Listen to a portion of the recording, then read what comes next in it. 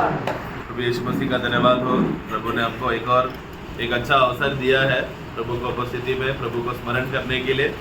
जैसे हमने गीत गाया, हमारा प्रभु यीशु मसीह कितना महान है, उसमें मेरे लिए और सबके लिए महान है करके जब हमने वो भाग पढ़ते समय में उसको हमें गहराई से हमें समझना है। मेरे लिए महान जब बोलते समय में उसका अर्थ क्या है और सबके लिए महान है बोलते समय में दोनों एक अर्थ नहीं है, दोनों अलग अलग अर्थ। क्योंकि सभी लोग जो सृष्टिकर्ता के रूप में परमेश्वर महान है वो लोग कहेंगे, स्वर्गदूत हो, सारे सृष्टियां हो, सारे जीविया हो, वो लोग भी परमेश्वर महान है कहता है, लेकिन सृष्टि का जीवन के वजह से। लेकिन हम क्यों महान बोलते हैं? क्योंकि हमारे लिए उद्धार किया, हमारे लिए अपना जान बहाया, अपने लिए लहू बहाया, जान दिया, हमारा नाम स्वर्ग में लिखा, नरक से हमें बचाया, पाप का बुरा अवस्थे से हमें बचाया, श्राप से हमें बचाया। ये सब बातें हैं हमको गवाह देने के लिए कि हमारे लिए महान है। लेकिन बाकी जीवी लोग एक ही कारण है, बस वो हमारा सृष्टिकर्ता है इसके लिए। लेकिन हम लोग वो सृष्टिकर्ता के समान आराधना नहीं करते। हम लोग कलीसिया, हम लोग मंडली, प्रभु का बहुमूल्य लोग है, हम लोग प्रभु का जान है हम लोग। इसलिए हमारा आराधना, हम लोग जब प्रभु के उस प्रेम का गहराई को हम समझकर हर एक बातों को जब हम उस गहराई को हम समझते हैं तो हमें बाकी चीजों से, बाकी जीवियों से, बाकी सृष्टियों से कितने हम अलग रीति से प्रभु को हम धन्यवाद करते हैं करके ये बात का सुबोध्य होना हमें बहुत जरूरी। क्योंकि आराधना करते समय में आत्मा और सच्चाई से आराधना करो करके जब प्रभु कहते समय में सच्चाई का पहचान हमें होना बहुत जरूरी है। तो पवित्र आत्मा को प्रभु जब हमें हमारे अंदर देते समय में हमें प्रभु ने मनुष्य आत्मा को, जो हमारा मरा हुआ दशा आत्मा था, परमेश्वर के साथ संपर्क करने के लिए जो प्रभु ने मनुष्य को मनुष्य आत्मा दिया था, वो पाप के वजह से उसका फंक्शन खत्म ये हो गया, या मृत्यु का दशा में जब वो चला गया तो प्रभु ने हमको एक नया आत्मा दिया, एक ऐसा आत्मा जो हमेशा वापस हम प्रभु के साथ संपर्क करके वो रिश्ते में वापस आए जो प्रभु चाहता था। जिसको पवित्र आत्मा की मदद से आज हमको प्रभु यीशु मसीह के बारे में वो सब सत्य को हम जान सके, इसलिए हमारा आत्मा को जिलाया। इसलिए आराधना सिर्फ वही लोग करते हैं जो नया जन्म पाए हुए, जिसका आत्मा जिलाया हुआ है, वो बोलते हमें। इसलिए आज हफ्ते का पहला दिन जब प्रभु ने हमको दिया है, हम लोग क्या बोल के आ रहे हैं कि हम नया जन्म पाए हुए लोग, प्रभु ने हमारे लिए किया हुआ उपकारों को हम लोग फिर से एक और बार स्मरण करने के लिए आए। गया हफ्ता शायद आप लोग को याद दिलाया होगा कि ये हमारा आखिरी आराधना हो सकता है, आखिरी प्रभु मेज का भाग लेने का आखिरी अवस्था हो सकता है, याद दिलाया होगा। लेकिन प्रभु फिर से हमको एक हफ्ता और दिया, हमारा जिंदगी को और एक एक्सटेंशन देकर दिया, एक ग्रेस पीरियड हमको दिया। क्यों दिया? ताकि हम और प्रभु का गहराई की बातों को हम जान सके। एक और बार फिर से हम लोग प्रभु मेज की उपस्थिति में आकर वो कितना महान है करके ये बात हम समझ सके। प्रियो, ये मरते दम तक चाहे हमारा जान भी चले जाए तो हमारे लिए प्रभु कितना महान है, हमारे लिए प्रभु कितना भला है, ये बात हमें कभी नहीं भूलना चाहिए। हम लोग को शायद दूसरे लोग हमारे जिंदगी को देखकर बोलना चाहिए, ये लोग क्या है इतना अलग रीति से, जब भी देखो खुश है, आनंद है, इन लोग के पास संसार का ऐसा कोई भी चीज ऐसा इनके पास नहीं है, फिर भी ये लोग इतना खुशी क्यों है? अंबानी के बड़े बड़े धनवानों के घर में ये खुशी नहीं, लेकिन इन लोग के घर में ऐसा क्या खुशी है? वो हमारा जीवन देखकर और हम लोग जिस रीति से एक मसीह का गवाह बनकर जीते समय में, लोग देखते समय में, वो समझना चाहिए, पहचानना चाहिए। और वही खुशी, वही आनंद जो प्रतिदिन हम लोगों ने 6 दिन अनुभव किया, वो सारा खुशी का जो आनंद हमारे अंदर भरा हुआ है, वो आराधना का दिन हम लोग वो पूरा बाहर निकल कर प्रभु को धन्यवाद देते हो। आराधना क्या है कि हम प्रभु को धन्यवाद दे रहे हैं कि प्रभु ने हमको फिर से एक अवसर दिया, एक अच्छा मौका दिया बोलकर वो आराधना हमारे अंदर से फूट कर बाहर निकल रहा है। क्योंकि प्रभु ने सिर्फ हमको जीवन दिया है उतना नहीं, बहुतायत जीवन दिया है, वचन कहता है। तो जीवन जब आते समय में क्या हो गया, उस जीवन के वजह से हमारा नया जन्म हुआ। लेकिन बहुतायत जीवन क्यों दिया? हमारा प्राण का उद्धार कर। तो वो जीवन जो हमारे अंदर एक श्रोता के रूप में एक आया है, बीज बनकर आया है, वो अभी हमारे अंदर फुवारा बनकर अधिक जीवन, बहुत जीवन बढ़ रहा है। क्यों? वो हमारे प्रभु का आगमन तक हमें सामर्थ्य देने के लिए, बल देने के लिए, प्रभु को स्मरण करके जीने के लिए वो हमें सहायता करता है। पिछले दिनों में प्रभु मेज के विषय में हम लोग मनन करते समय में परमेश्वर ने जो हमको ये रोटी और ये दाखरस जो हमें दिया है करके उसका स्मरण हमें करना है करके हमने विषय को हमने देखा था। उसमें एक बात हमने देखा था कि मलकीसदेक ने आकर जब अब्राहम को रोटी और दाखरस देते समय में वो कहता है कि मैं महान परमेश्वर का मैं एक महायाजक हूँ करके, जिसके वजह से उसको जब वो अन्य राजा जब उसके पास आकर उसको आशीर्वाद देने आया और उसके अब्राहम से उसका उसको लोग मुझे दे दो, मैं तुमको धन दूंगा करके बोलते समय में कहता है कि मैं महान परमेश्वर का मैं दास हूँ, तो उसको वो गवाह देने के लिए अवसर हुआ। तो रोटी और दाखरस का भाग जब हम लेते समय में हम स्मरण कर रहे हैं कि हम लोग कोई छोटे मोटे लोग नहीं, हम लोग महान परमेश्वर के हम लोग सेवक है, दास है। और ये महान परमेश्वर अभी हमारा पिता बन चुका है। सिर्फ अभी हम लोग परमेश्वर के रीति से नहीं हम उनको आराधना करते, सेवा करते, ये हमारा अब्बा पिता करके बन गया है करके। कैसा सौभाग्य है, जो पुराने नियम में भी किसी को, अब्राहम को भी ये सौभाग्य मिला, और पुराने नियम में उनको बहुत से वाचा बांधने की वजह से वो लोग हे अब्बा हे पिता करके पुकार सकते हैं, लेकिन जीवन नहीं आने की वजह से किसी के अंदर परमेश्वर को पिता करके बुलाना चाहिए करके वो अवस्था तक पहुंच नहीं पाया। वो लोग भले ही वो लोग परमेश्वर को इज्जत और आदर सब करते हैं, लेकिन परमेश्वर को अब्बा पिता करके बुलाना चाहिए करके ये विचार या ये अनुभव तक पहुंचे नहीं। लेकिन नए नियम का मंडली वैसा नहीं है प्रिय, हम लोग वो लोग हैं कि हमें प्रभु यीशु मसीह का उस एकमात्र बलिदान के द्वारा क्या हो गया, अभी हम लोग परमेश्वर को हे अब्बा और ये पिता करके पुकारने का अधिकार हमें मिला है। इसके लिए हम लोग यूहन्ना 1:12 में हम लोग पढ़ते समय में जितने भी लोगों ने परमेश्वर को स्वीकारा है, अपनाया है, उन लोग परमेश्वर का पुत्र होने का, संतान कहलाया जाने का अधिकार हमें मिला। वो अधिकार से आज हम लोग यहाँ पर आए, और ये अधिकार और किसी को नहीं, सिर्फ मंडली में नया जन्म पाए हुए लोग, वो नया जन्म पाए हुए लोग तुरंत अपना गवाही के द्वारा पानी का बपतिस्मा देकर वो बता रहे हैं कि मेरे अंदर वो अधिकार है, इसके लिए उसने पानी का बपतिस्मा लिया। स्वर्ग में जाने, लोगों को गलत फहमी होता है स्वर्ग में जाने के लिए हम बपतिस्मा लेते हैं, नहीं, हम लोग ऑलरेडी स्वर्ग में पहुंच चुके हैं, हमारा आत्मा स्वर्ग में है। लेकिन अभी क्या, अभी मैं प्रभु का एक सेवक हूँ या प्रभु का मैं गुलाम हूँ, दास हूँ, वो कैसा साबित करके दिखाता है, पानी का बपतिस्मा के द्वारा। उस बपतिस्मा से मैं गवाही दे रहा हूँ कि आज से मैं प्रभु का चेला हो चुका हूँ, बन चुका हूँ, बनने वाला हूँ नहीं, बन चुका हूँ, और मेरा जिंदगी प्रभु का सेवा के लिए है। इसलिए हे राजा, मैं तेरे धन के वजह से मैं धनवान हूँ करके मैं कभी नहीं बताना चाहता, इसलिए मैं तेरा कोई भी सहभागिता मैं नहीं लूंगा। तो मैं रोटी और दाखरस खाते समय में मैं ये बताना चाहता हूँ कि मैं प्रभु का हो चुका हूँ। अभी मेरा सारा आश्रय, मेरा भरोसा, मेरा सब कुछ मुझे जीवित है परमेश्वर जो मेरा अब्बा पिता बन चुका है, उस पिता की ओर से है करके समर्पण करके जीने वाला है। दूसरा बात, हमने यूसुफ के बारे में हमने देखा था, उसको जब कालकोठरी में डालते समय में उसके पास 2 लोग उसके साथ उसके ही जेल में था। हम देखते हैं कि एक रोटी बनाने वाला, एक दूसरा दाखरस पिलाने वाला जो राजा को।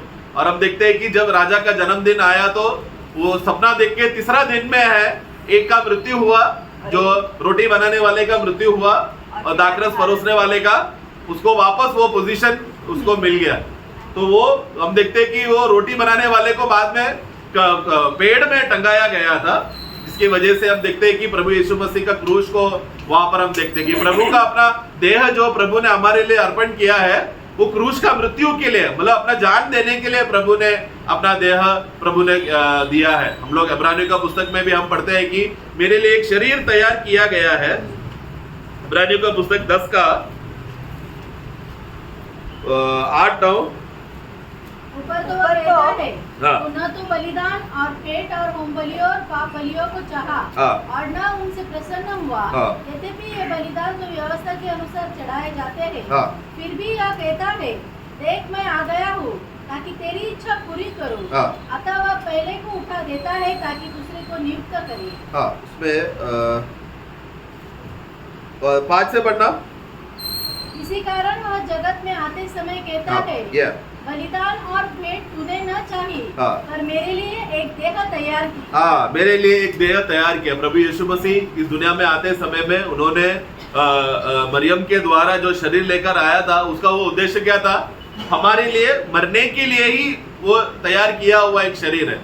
वो शरीर अब्राहम के साथ जब प्रभु प्रकट हुआ वैसा प्रकार का शरीर नहीं है, या शद्रक मेशक अबेदनगो के साथ आग में जब प्रभु प्रकट हुआ वो वैसा शरीर नहीं। खास रीति से बलिदान होने के लिए, भले ही उस शरीर में पाप नहीं है, निष्पाप है, स्वर्गीय शरीर है, लेकिन हमारे लिए जो बलि होने के लिए खास रीति से अलग करके रखा हुआ एक खास शरीर है जिसके द्वारा उनका उस बलिदान के वजह से हमें वो जीवन मिल सके। प्रभु जन्म से ही निष्पाप है, प्रभु जन्म से ही पाप से वो अज्ञात है, उनका जन्म से ही उनका शरीर पवित्र है। प्रभु देखो, पुनरुत्थान के पहले ही प्रभु ने क्या कहा, मैं पुनरुत्थान हूं। तो उनके जन्म, वो तभी से ही उनके अंदर पुनरुत्थान का जीवन है। मरने के बाद वो पुनरुत्थान का जीवन नहीं बना, क्योंकि वो पुनरुत्थान का जीवन है, इसलिए मरने के और द्वारा पुनरुत्थान के द्वारा पवित्र आत्मा में हमें वो जीवन मिले। तो पुनरुत्थान के बाद हमारे जीवन में अनुभव हुआ है, लेकिन वो जन्म से ही पुनरुत्थान है। प्रभु कहता है मार्ग सत्य जीवन मैं ही हूं। वो मरकर हमारे लिए मार्ग सत्य जीवन नहीं बना, जन्म से ही वही एकमात्र मार्ग सत्य और जीवन है जो पिता परमेश्वर की ओर पहुंचाता है। तो वो उस यीशु को, उस पवित्र शरीर के साथ जो प्रभु हमारे लिए आया और हमारे लिए वध हुआ, हम वो बात को स्मरण कर रहे हैं कि मैं मेरे सामर्थ्य से या मेरे काबिलता से नहीं ये एक मसीह बन गया इसलिए मैं अभी स्वर्ग जाऊंगा, मेरे सामर्थ्य की वजह से ऐसा कभी नहीं सोचना प्रियो। ये मेज इस बात का गवाह है, ये मेज इस बात का सबूत है। ये मेज हमको ये बात बताना चाहता है कि जो जो इस मेज रोटी का भाग लेते समय में वो लोग ये बात स्मरण करना, तू यहाँ पर आया नहीं है, तुझे यहाँ पर लेकर आया गया है। तू स्वर्ग में जा रहा है करके ये साहस नहीं करना, तुझे स्वर्ग में लेकर जाएगा। हम कोई भी स्वर्ग में हम लोग खुद चलकर जा नहीं सकते, क्योंकि मनुष्य के लिए असंभव है। मांस और लहू परमेश्वर का राज्य में प्रवेश नहीं कर सकता। 1 कोरिन्थी 15:50 में हम पढ़ते हैं। तो हम लोग वो लोग हैं जो प्रभु ने हमें क्या किया, उस स्वर्ग का महान हिस्सा बनाने के लिए प्रभु ने हमको एक अच्छा भाग्य दिया, एक अच्छा अवसर दिया। वो बात को हम स्मरण कर रहे। तो रोटी और दाखरस पीते समय में प्रभु मेरे लिए बलिदान हुआ, और पुनरुत्थान के दिन में प्रभु ने क्या किया, मेरा पाप में दशा से हटाकर मुझे रीइंस्टीट्यूट किया। मुझे दोबारा प्रभु ने मुझे पदवी और अधिकार देकर, मुझे एक स्थान देकर मुझे नियुक्त किया। जैसा वो दाखरस परोसने वाला राजा का वो जेल में गया, उसको वापस पदवी दे दिया, उसी रीति से हम लोग कौन थे, नरक में जाने हुए लोगों को प्रभु ने हमें बचाकर स्वर्ग का राज्य का हिस्सा बनाया। जैसा परमेश्वर ने जब आदम को कहा कि ये सारा संसार का अधिकार तेरा है, लेकिन उसने पाप के वजह से खो दिया। लेकिन जो कोई भी यीशु मसीह में नया जन्म पाया है, वो क्या हो गए, उसको दोबारा वो पदवी, वो पोजीशन मिल रहा है प्रभु यीशु मसीह के द्वारा। जैसा आदम दुनिया पर न्याय कर हुकूमत करके राज करने वाला था, आज कलीसिया है, मंडली है, जो पूरा दुनिया पर, पृथ्वी पर, स्वर्गीय स्थानों पर, अलग अलग स्तरों पर प्रभु का उस अधिकार को हम प्रकट करेंगे। 1 कोरिन्थी 6 में हम पढ़ते हैं, क्या तुम नहीं जानते क्या कि तुम संसार का तुम न्याय करने वाले हो? वो हम लोग हैं प्रिय। नहीं जानते क्या? हाँ, हम जानते हैं। हमारा वो इतना बड़ा एक गर्व और खुशी का और अभिमान की बात है कि हम वो बात जानते हैं। संसार ये बात नहीं जानता। दुनिया के लिए ये सब बातें छुपाया हुआ है, लेकिन हमारे लिए प्रभु ने एकदम प्रकट करके दिखाया। तीसरा, हमने अबीगैल का जीवन में देखा कैसा वो अपना पति का जीवन के लिए वो प्रायश्चित करती है, वो मांगती है। वो उसके बीच में न्याय करने वाला दाऊद न्याय करने के लिए आ रहा है, उसका पति का न्याय अभी होने वाला है, लेकिन वो कहता है मेरा पति मूर्ख है, लेकिन आप होशियार है, ये भेंट मैं देता हूं आपको। तो वो भेंट स्वीकारने से वो क्रोध ठंडा हो गया। उसी रीति से परमेश्वर की उपस्थिति में आते समय में, हे परमेश्वर, मैं तो मूर्खी हूँ, मैं तो नरक के लिए योग्य हूँ, मेरे अंदर ऐसा क्या गुण है जो आपको प्रसन्न कर सकता है? एक चीज है, मैं आपने मुझे यीशु मसीह जो मुझे दिया मेरा पापों का छुटकारा देने के लिए, उसी यीशु को मैं आपको देता हूँ, ये भेंट स्वीकार करो। है कि नहीं? हम लोग धन्यवाद का स्तुति रूपन अर्पण का बलिदान का मतलब क्या है? जो यीशु को मुझे बलिदान के रूप में दिया था, उसी यीशु को हम दोबारा धन्यवाद के रूप में हम लोग बलिदान करें। तो यीशु मसीह का वो बलिदान कितना श्रेष्ठ है प्रियो। वो 2000 साल पहले एक घटना हुआ, एक घटना नहीं है, इतिहास का पुस्तक में लिखा हुआ एक घटना नहीं है। इतिहास का पुस्तक में सिर्फ इतना लिखा है कि यीशु मर गया, यीशु अच्छा आदमी था आकर मर गया। पुनरुत्थान हुआ करके कोई भी मानते नहीं। हम क्यों मान रहे हैं? क्योंकि हमें वो आत्मा का वो गवाही हमें वो मिला है प्रियो। इसके लिए वो समझना, देखो यही बाइबल, बहुत से संसार के लोग बाइबल पढ़ते हैं, लेकिन वो बाइबल पढ़ने के बाद भी यीशु पुनरुत्थान हुआ क्या शक करते हैं। लेकिन हम लोग वैसे लोग नहीं है। हमारे अंदर आत्मा का गवाही आ चुका है। जिस यीशु को तुमने क्रूस में चढ़ाया, वही यीशु क्या हो गया, हमारे लिए जिला पुनरुत्थान हुआ है। और वही जीवन प्रभु ने, वही पुनरुत्थान का जीवन के द्वारा हमारे अंदर आया। तो यीशु मरने से पहले कहा मैं ही पुनरुत्थान हूं, तभी भी माता मरियम को वो जीवन मिला नहीं। वो लोग क्या कहते हैं, हाँ अंतिम दिन में आप जिलाएंगे, लेकिन हम लोग कौन है, पुनरुत्थान के जीवन की वजह से आज ही नया जन्म के द्वारा ही हमें अभी ही वो पुनरुत्थान का जीवन हमें मिल चुका है। उस पुनरुत्थान के जीवन के वजह से आत्मा हमारे अंदर आकर बस गया, वो आत्मा हमें एक छाप के रूप में हमें मिल गया है, जिसके वजह से क्यों आत्मा हमारे अंदर है, ताकि अंतिम दिन में जब तुरही फूकी जाएगी तो उद्धार का दिन में हमारा शरीर का भी उद्धार हो जाए या रूपांतर हो जाए, इसके लिए हम लोग बदल जाए, महिमा में हो जाए, इसके लिए है करके ये बात का पहचान को हम देखना है।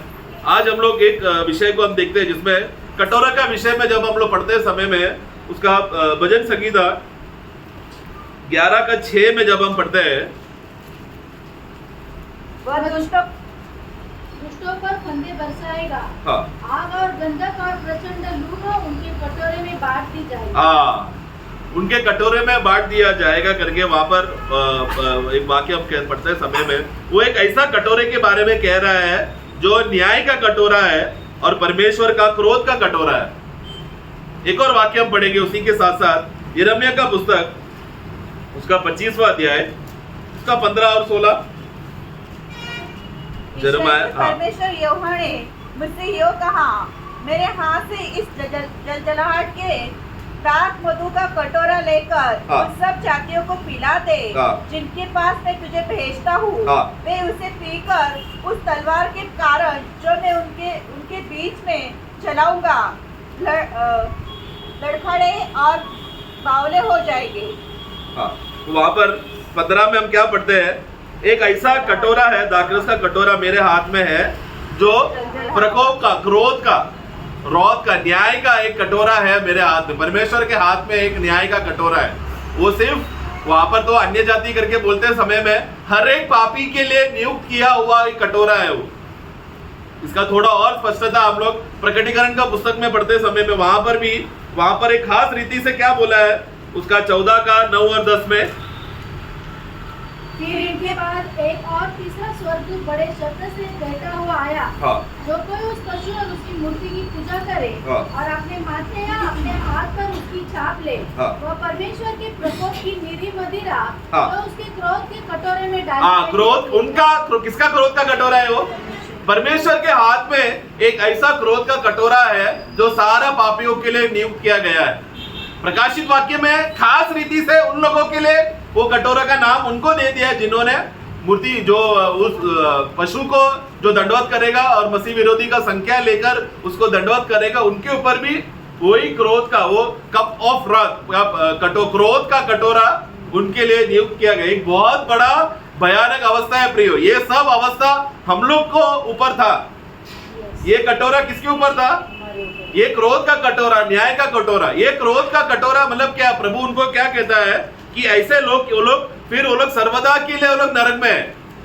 वो क्रोध का कटोरा का परिणाम क्या है कि वो लोग अभी सर्वदा के लिए वो लोग नरक में रहेंगे और नरक का वो आग का धुआं सर्वदा वो उठते रहेगा, उनको कोई बचा नहीं सकता। ये क्रोध का कटोरा प्रभु यीशु मसीह ने मरकोस का पुस्तक उसका 14 अध्याय, वहां पर प्रभु एक बात वहां पर विनती करता है हमारे लिए। 14:34 से 36 पढ़ेंगे। उनसे कहा, मेरा मन बहुत उदास है, यहाँ तक कि मैं मरने पर हूँ। तुम यहाँ ठहरे रहो और जागते रहो। फिर वह थोड़ा आगे बढ़ा और भूमि पर गिरकर प्रार्थना करने लगा, यदि हो सके तो यह घड़ी मुझ पर से टल जाए। और कहा, हे अब्बा, हे पिता, उससे सब कुछ हो सकता है। इस कटोरे को मेरे पास से हटा ले, तो अभी जैसा मैं चाहता हूँ वैसा नहीं, पर जैसा तू चाहता है वैसा ही। बहुत लोगों को लगता है कि ये वाक्य पढ़कर लोग बोलते हैं कि यीशु मसीह मरने के लिए डर गया, इसलिए वो प्रार्थना कर रहा है कि हे प्रभु, मैं मरना नहीं चाहता, मुझे बचाओ, तो भी आपका इच्छा मेरा इच्छा नहीं बोलकर एक गलत व्याख्या उसको वहां पर किया। प्रियो, वहां पर वो कटोरा पीना चाहता हूं करके बोलते समय में उसका मतलब क्या? उधर हमने शुरुआत में पढ़ा कि वो क्या हो गया, वो बहुत ही उदास होकर वो एकदम चिंचलित, एक मृत्यु का दशा उसमें पहुंचा। उसका 35 पढ़ना। फिर वो थोड़ा आगे बढ़ा और भूमि पर गिरकर ये प्रार्थना करने लगा कि यदि हो सके तो यह घड़ी मुझ पर से, ये घड़ी, ये पल, प्रभु जो गत्सेमने में, प्रभु एक बात प्रभु को याद है, गत्सेमने में प्रभु वहां पर क्यों आया, सब चेले लोग को लेकर क्यों आया? क्योंकि बहुत जल्दी अभी यूदास इस्करियोत चेले को उसके रोमियो चेले लोगों को लेकर आकर गिरफ्तार करेगा यीशु को, और यीशु को एक गुनहगार है बोलकर वो लोग उसको बलिदान कर मतलब उनको उसको एक आरोपी चढ़ाने वाले थे, ठहराने वाले थे। तो इससे ये दुनिया वाले कर रहे हैं, तो इसको जेल का सजा देकर उसको मार डाला जाएगा। जब दुनिया वाले ये करते समय में यीशु मसीह मन में क्या सोच रहा है? वो घड़ी आ गया, वो पल आ गया है दुनिया के लिए पाप का जो बलिदान मुझे जो करना है, वो घड़ी वो पल आ गया है। यूहन्ना बपतिस्मा देने वाले ने यीशु के बारे में क्या कहा? देखो परमेश्वर का मेमना जो जगत का पाप उठा ले जाएगा। जगत का पाप उठा ले जाते समय हम जानते हैं व्यवस्था के अनुसार महायाजक क्या करता है, जब भी कोई भी व्यक्ति उसका पाप बलि के लिए जब अर्पण करने आता है मेमना को, तो महायाजक क्या करेगा? पहला वो बलि के ऊपर हाथ रखेगा और जो अर्पण करने आया उसको देखेगा और उसको देखकर बोलेगा ये साल का तेरा सारा पाप अभी ये बलि के ऊपर है, या अभी जो तूने जो भी गलती किया है वो गलती का सजा भी अब ये तेरे लिए प्रायश्चित होने वाला है। तो वो आदमी ऐसा देखते रहेगा। फिर तुरंत वो महायाजक क्या करेगा? चाकू लेकर उस मेमने का गला काटेगा। गला काटते समय में खून ऐसा उड़कर वो जानवर वो मेमना तड़पते रहेगा। तड़पते रहते समय में वो आदमी अरे ये क्या हो गया, ये मेरे लिए मर रहा है करके ये पश्चाताप वो व्यक्ति देखकर गिर जाना चाहिए। ऐसा विलाप, ऐसा दुख होने के लिए वो लोग पाप बलि इसलिए वो व्यक्ति के सामने किया जाता था। प्रियो वही बात हम लोग भले ही यीशु मसीह का क्रूस का मृत्यु को हमने शारीरिक रीति से देखा नहीं है, तो भी हम विश्वास के नजरिए से देखते हैं। पत्रोस कहता है हमने प्रभु को देखा ना तो भी हम प्रेम करते हैं ना। क्यों हम प्रेम करते हैं? क्योंकि आत्मा में हमने वो 2000 साल पहले वो घटना को, संभव को देखा। कैसा देखा? कि मेरे पाप के लिए प्रभु मरा, मेरे बदले प्रभु मरा। ये हर एक पापी का एक जोर बोलो वो प्रभु का वो विलाप को हमें याद करना है। तो प्रभु जब वो लोगों का सारा जगत का पाप पिता परमेश्वर ने क्या किया? यीशु मसीह के ऊपर डाल दिया कभी गत्सेमने में।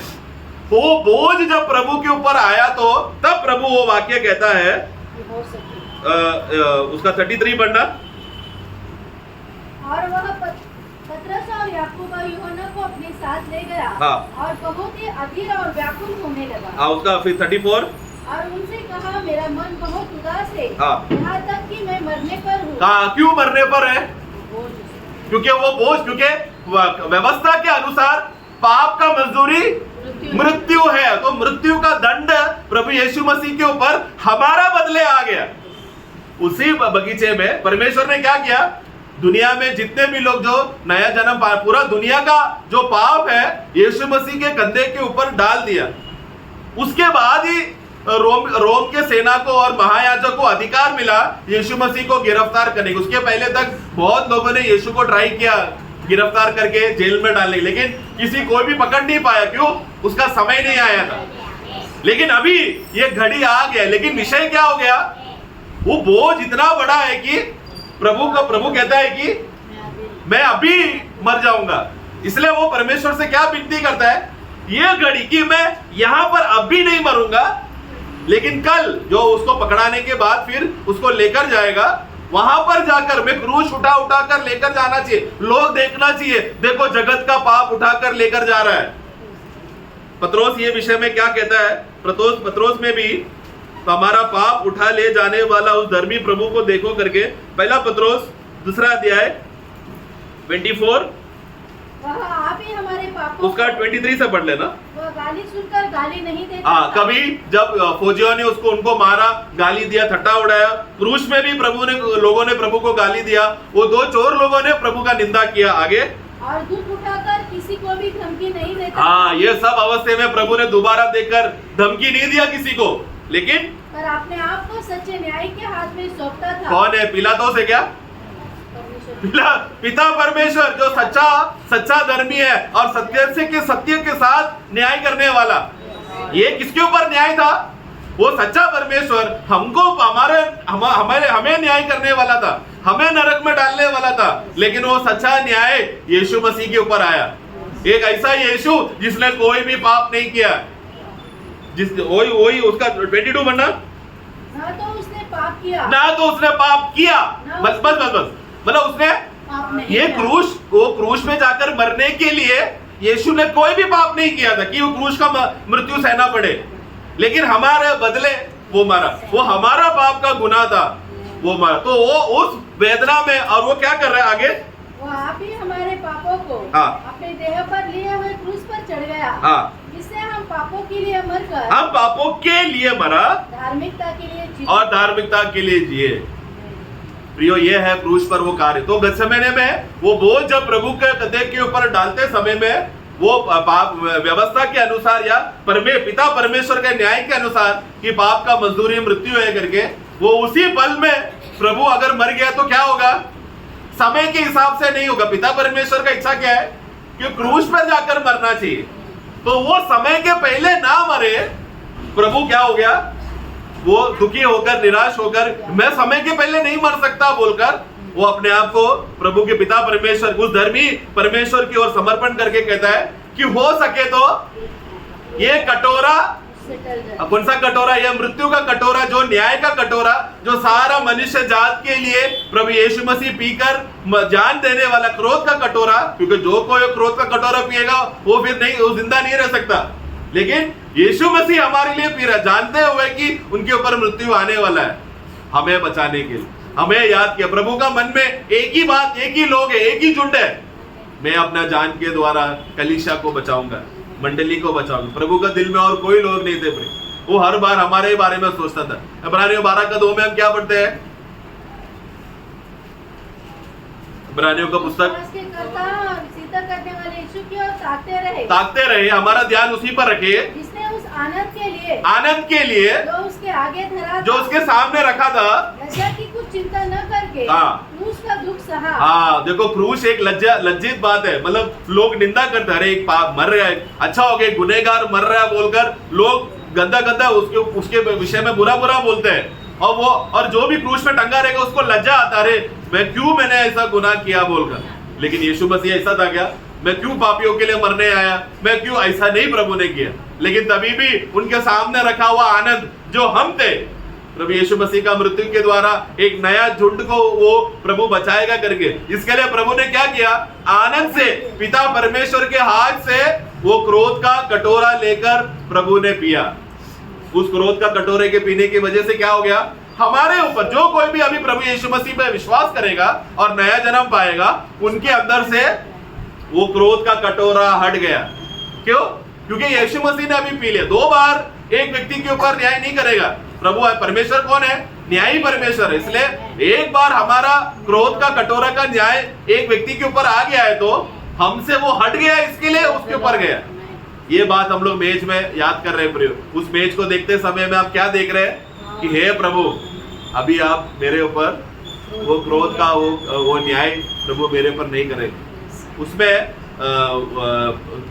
प्रभु का दास लोग ऐसा कहता है कि वो जब भी ये लोग दाखरस बनाते समय में, दाखरस का क्या होता है कि जो दाखरस का बहुत से दाखरस जो जिसमें थोड़ा नशा आता है, उसमें नीचे का वो जो कटोरा है, कटोरा का नीचे थोड़ा सा तलचट रहता है, वो हाँ तलचट समझते हैं ना, उसका वो झाग नीचे रहता है। हम लोग चाय बनाने के टाइम में दूध ऊपर रहता है, चाय पत्ती नीचे रहता है ना, तो वो तलचट भी हो एकदम कड़वार, वो भी प्रभु को पीना पड़ा। वो उस रीति, वो एक वाक्य पढ़ेंगे उसका, भजन संगीता 75 उसका 8 में, यहोवा के हाथ में कटोरा है। देखो यहोवा के हाथ में कटोरा है, जिसमें का दाख मधुर झाग वाला है। हाँ। उसमें मसाला मिला है। हाँ। और वह उसमें से उंडेलता है। हाँ। नीचे उसकी तलछट तक हाँ। पृथ्वी के सब दुष्ट लोग पी जाएंगे। देखो मतलब क्या, जो संसार लोग पीने वाले, मतलब क्या, उनके ऊपर न्याय आने वाला है। वो तलछट के साथ क्या है, न्याय को दर्शाता है। यही बात इजराइल को विषय में भी वहां पर आइज़ाया का पुस्तक 51 में उसका 17 में देखो, इजराइल के लोगों को भी चेतावनी वहां पर दिया गया था। ये बात हाँ पढ़ो, हाँ जाग उठ, खड़ी हो जा। हाँ। तूने यहोवा के हाथ से उसकी जलजलाहट के कटोरे में से पिया है। देखो जलजलाहट मतलब वो क्रोध का कटोरा ले लिया है।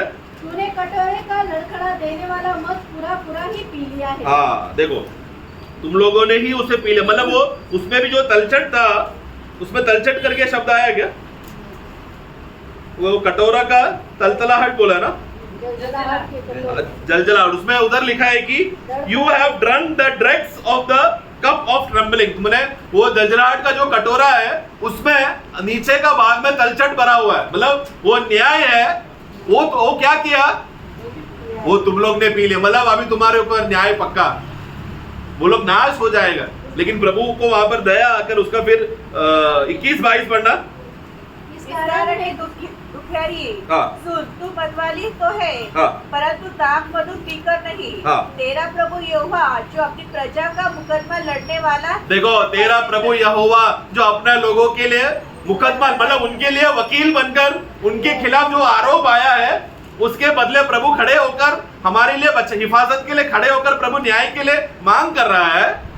आगे, तेरा परमेश्वर है, हाँ। वह यो कहता है, हाँ। सुन मैं लड़खड़ा देने वाला मद के कटोरे को अर्थात अपनी जलजलाहट के कटोरे को हाँ। तेरे हाथ से ले लेता हूँ, हाँ तुझे उसमें से फिर कभी पीना न पड़ेगा। हाँ, उसमें भी आया जलजलाहट का वो कटोरा जिसमें तलछट भरा हुआ है, अंग्रेजी शब्द में है ड्रग्स, मतलब तलछट का जो तलछट भरा हुआ है वो मैंने तुम्हारे हाथों से ले लिया है, अभी तुम नहीं पिएगा, लेकिन कौन पिएगा, प्रभु यीशु मसीह आया ही है वो तलछट पीने के लिए, वो कटोरा पीने के लिए, वो न्याय को पीने के लिए।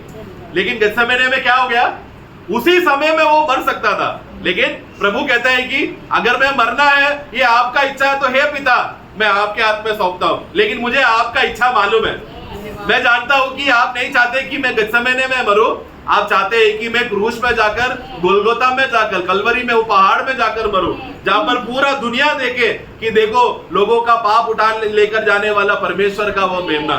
तो वो कटो, तभी हम वहां पर देखते हैं कि लूका में हम पढ़ते हैं कि स्वर्गदूत ने आकर यीशु को बल दिया, क्यों, कि तू अभी नहीं मरेगा, क्योंकि ये समय नहीं है तेरा मरना, ये कटोरा का जो समय, जो पीकर मरने का समय वो अभी नहीं, वो आगे की ओर है, ये बात को दर्शाने के लिए। प्रियो वो है ये मेज का एक बहुत बड़ा रहस्य। हम लोग यूं ही कटोरा हम लोग पीते समय में कितने बार हम लोग अज्ञात में पीते हैं, हम लोग को उसका रहस्य, उसके पीछे वो रहस्य क्या है, वो भेद क्या है, हम समझते नहीं।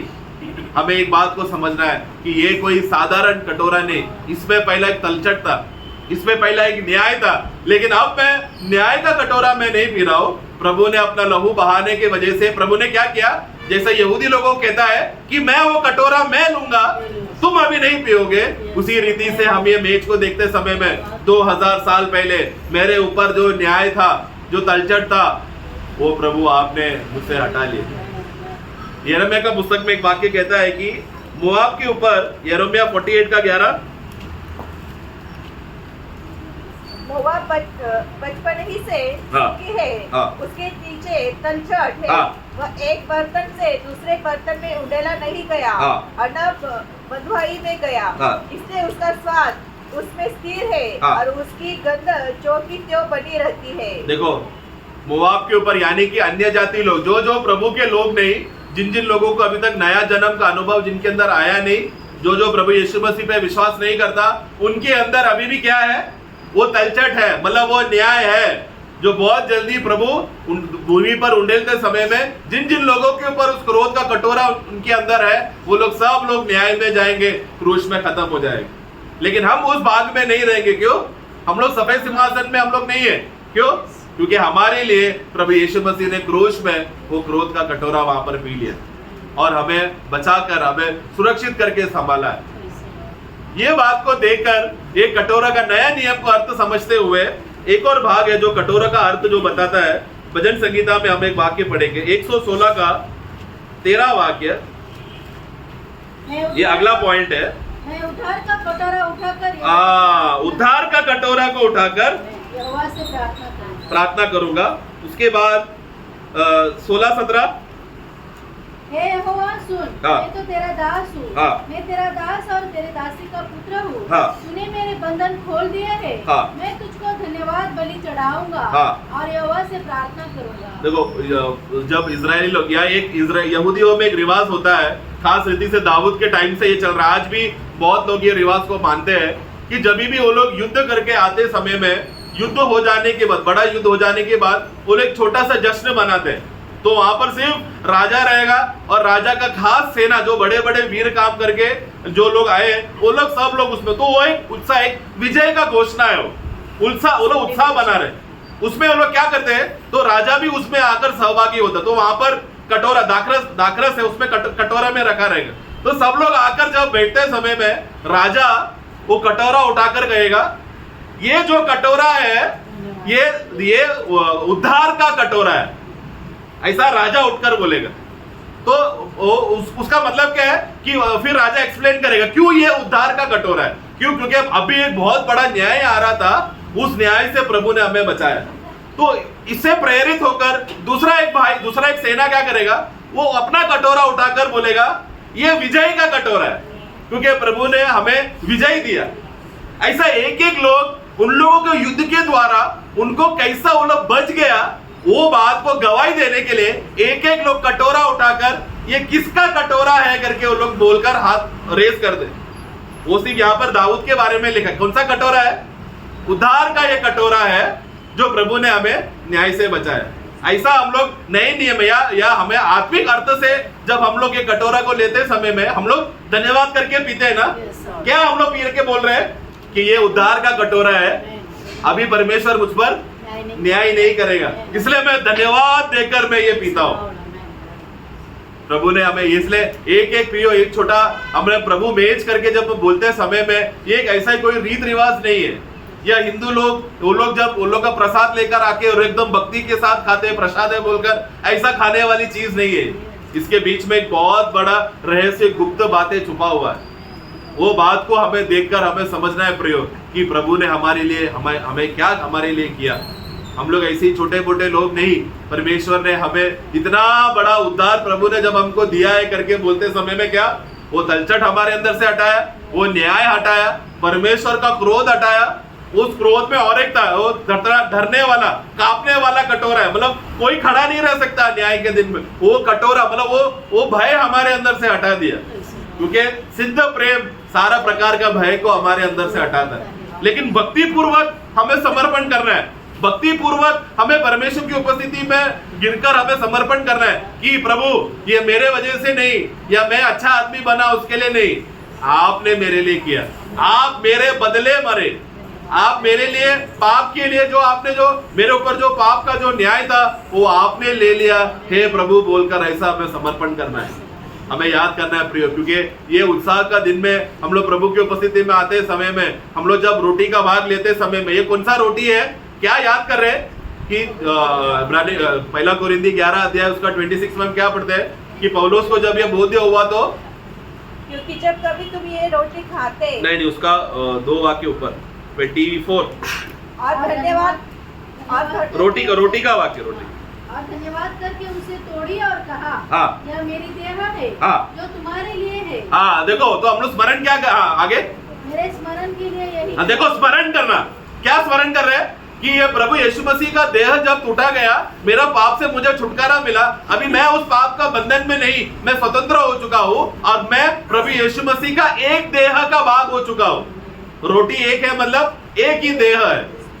फिर अगला वाक्य, उसी रीति से उसने बियारी के पीछे कटोरा भी लिया और कहा यह कटोरा मेरे लहू में नई वाचा है, हाँ, जब कभी पियो तो मेरे स्मरण के लिए। हाँ, तो ये कटोरा एक नया नियम का वाचा, हम लोग लेते समय में क्या याद कर रहे हैं, एक नया नियम का वाचा है। इस वाचा में परमेश्वर अभी हम पर न्याय नहीं करेगा, क्योंकि मेरा नया जन्म हो गया। परमेश्वर क्रोध अभी संभाल के नहीं रखेगा, ना ही परमेश्वर पाप का लेखा मुझसे लेगा, क्योंकि यीशु मसीह के ऊपर ले लिया।